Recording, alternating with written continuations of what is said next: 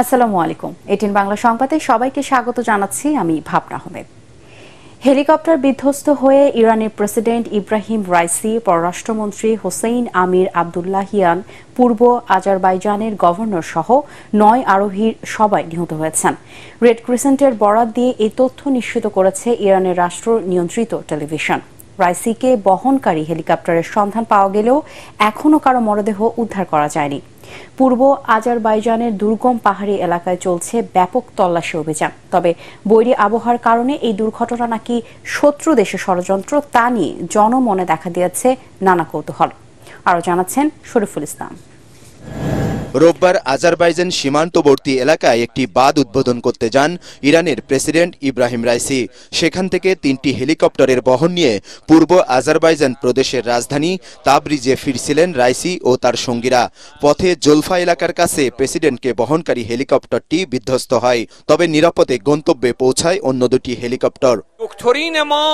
বিধ্বস্ত হেলিকপ্টারে পূর্ব আজারবাইজান প্রদেশের গভর্নর মালিক রহমতি এবং ইরানের সর্বোচ্চ নেতা আয়াতুল্লাহ আলী খামেনির মুখপাত্র আয়াতুল্লাহ মোহাম্মদ আলী আল হাশেম ছিলেন। দুর্ঘটনার কয়েক ঘণ্টা পর বিধ্বস্ত হেলিকপ্টারটির অবস্থান শনাক্ত করা গেলেও তাদের জীবিত উদ্ধার করা যায়নি। ঘটনাস্থলে থাকা রেড ক্রিসেন্টের সদস্যদের বরাত দিয়ে ইরান সরকার জানিয়েছে, প্রেসিডেন্ট রাইসিকে বহনকারী বিধ্বস্ত হেলিকপ্টারের কেউই বেঁচে নেই। বিধ্বস্তের পর আগুন ধরে যাওয়া হেলিকপ্টারটি উদ্ধারের চেষ্টা করছেন কয়েকশো কর্মী, কিন্তু বৈরী আবহাওয়ার কারণে উদ্ধার অভিযান ব্যাহত হচ্ছে বলে জানিয়েছেন ইরানের স্বরাষ্ট্রমন্ত্রী। প্রেসিডেন্ট সীমান্ত এলাকা পরিদর্শন করে ফিরছিলেন, কিন্তু খারাপ আবহাওয়া ও ঘন কুয়াশার কারণে তার হেলিকপ্টারটি অবতরণ করতে বাধ্য হয়। তবে আরোহীদের সন্ধান পেতে সময় লাগছে, কারণ সেখানে আবহাওয়া পরিস্থিতি খুবই বৈরী। উদ্ধার কাজও তাই ব্যাহত হচ্ছে। অ্যাম্বুলেন্স ও ড্রোন নিয়ে উদ্ধার কাজে অংশ নিয়েছে 40টি টিম।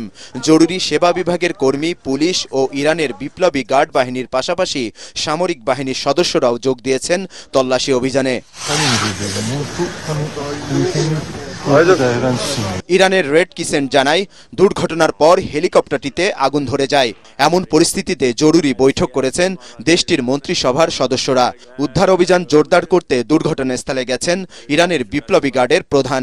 দুর্ঘটনার পর জাতির উদ্দেশ্যে দেয়া ভাষণে প্রেসিডেন্টকে জীবিত ফিরে পাওয়ার আবেদন এবং জনগণকে উদ্বিগ্ন না হওয়ার আহ্বান জানিয়েছেন দেশটির সর্বোচ্চ ধর্মীয় নেতা আয়াতুল্লাহ আলী খামেনি।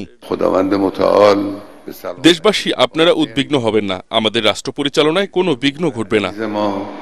ইব্রাহিম রাইসিকে বহনকারী হেলিকপ্টার বিধ্বস্তের ঘটনায় উদ্বেগ জানিয়েছে সৌদি আরব, রাশিয়া, তুরস্ক, সংযুক্ত আরব আমিরাত, কাতার, ইরাক সহ আরও অনেক দেশ। উদ্ধার অভিযানে সহায়তা করতে 32 সদস্যের উদ্ধারকারী দল পাঠিয়েছে তুরস্ক। তবে আন্তর্জাতিক একটি সংবাদ মাধ্যম রাইসির এই মৃত্যু বৈরী আবহাওয়ার কারণে নিছক দুর্ঘটনা বললেও এ নিয়ে জনমনে দেখা দিয়েছে নানা প্রশ্ন। গাজায় ইসরায়েলের আগ্রাসনের বিরোধিতা করে আসা ইরানের প্রেসিডেন্ট কোনো শত্রু দেশের ষড়যন্ত্রের শিকার কিনা তা নিয়ে চলছে জল্পনা কল্পনা।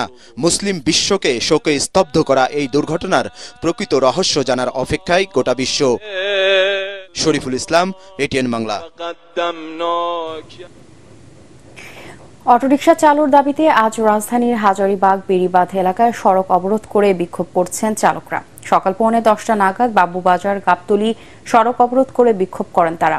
এ সময় সড়কের উপর বাঁশ ফেলে রাস্তা বন্ধ করে দেন বিক্ষুব্ধ অটো চালক। ফলে আটকা পড়ে শত শত যানবাহন। পরে পুলিশের হস্তক্ষেপে পরিস্থিতি নিয়ন্ত্রণে এলেও দফায় দফায় আরও কয়েকবার সড়ক অবরোধ করেন আন্দোলনরত অটোরিকশা চালকরা। এতে চরম ভোগান্তিতে পড়েন অফিসগামী ও জরুরি প্রয়োজনে বের হওয়া মানুষ। খেলার খবর। স্প্যানিশ লা লিগায় ভিয়ারিয়ালের সাথে 4-4 গোলে ড্র করেছে রিয়াল মাদ্রিদ। এল মাদ্রিগালে 14 মিনিটে আর্দা গুলার আর 30 মিনিটে হোসেলুর গোলে এগিয়ে যায় লা ব্ল্যাঙ্কোরা। আলেকজান্ডার সরলথের গোলে 39 মিনিটে ব্যবধান কমায় স্বাগতিকরা, কিন্তু লুকাস ভাস্কুয়েজ আর আর্দা গুলারের দ্বিতীয় গোলে প্রথমার্ধে শেষে 4-1 ব্যবধানে এগিয়ে যায় আনচেলত্তির দল। যদিও দ্বিতীয়ার্ধে বর্তমান লিগ চ্যাম্পিয়নদের অবাক করে দেন নরওয়ে স্ট্রাইকার। তার হ্যাট্রিক সহ 4 গোলের সমতা নিয়ে মাঠ ছাড়ে ভিয়ারিয়াল।